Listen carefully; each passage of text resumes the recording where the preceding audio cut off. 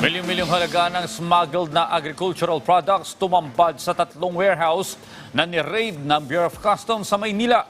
Ang mga naturang warehouse, ipinasara na. Si Bien Manalo sa detalye. Sinalakay ng mga operatiba mula sa Bureau of Customs at National Bureau of Investigation ang 3 warehouse sa Tondo, Manila. Dito umano tinatambak ang iba't ibang smuggled agricultural products na aabot sa 5 milyong piso ang halaga. Sinagawa natin itong ating operasyon na ayon sa reklamo ng ating mga local farmers na merong naglipa ng mga imported na mga agri-products dito nga sa area ng Divisoria, Binondo.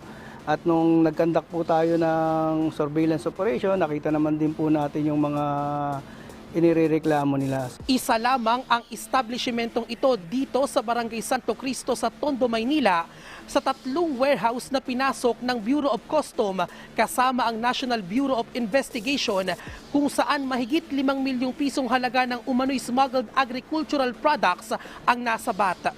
Kabilang sa mga nakumpiska ang mga prutas at gulay na pinaniniwala ang nagmula pa sa China. Ayon sa BOC, iba't ibang paraan ang ginagawa ng smugglers para magpuslit ng mga produkto sa Pilipinas. Dahil nakakalusot, ang mga smuggled product ang pumapatay sa kabuhayan ng local farmers sa bansa. Napakalaking epekto nyo, imbis na bibili ng ang mga kababayan natin sa local farmers, sila ang pipiliin dahil nga ayon sa mga nakakausap natin, mas mahaba ang buhay ng mga imported products kaysa sa mga local products na hindi rin natin alam kung anong klaseng chemical ang nakahalo dito. Nagpaalala rin ang BOC na peligroso ang mga smuggled product. Sa mga tumatangkilik naman po, siguraduhin po natin na hindi tayo mapapahamak sa mga binibili nating produkto at doon naman po sa gumagawa ng ganitong klase ng paglabag sa batas, hindi po tumitigil ang Bureau of Customs sa pagtugi sa kanila. Walang arestado sa raid pero ipinasara na ng ahensya ang 3 warehouse.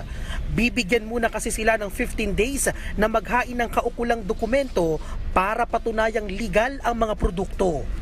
Bien Manalo para sa Morning Show ng Bayan, Rise and Shine Pilipinas.